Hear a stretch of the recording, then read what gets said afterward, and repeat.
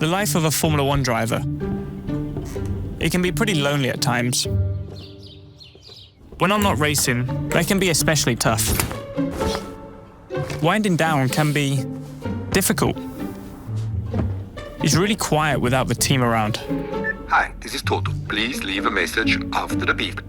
But I do my best to keep busy. It's the little things. Stepping out onto the track, the crowds lining the circuit, and hearing the engine fire up for the first time.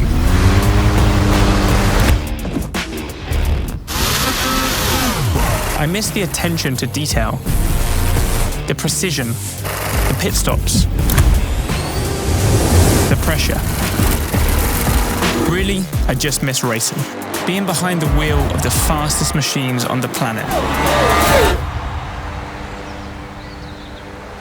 It's just a shame not to have anyone to share it with. I can't wait to be around my team again, doing what I love. But for now, I guess this isn't too bad.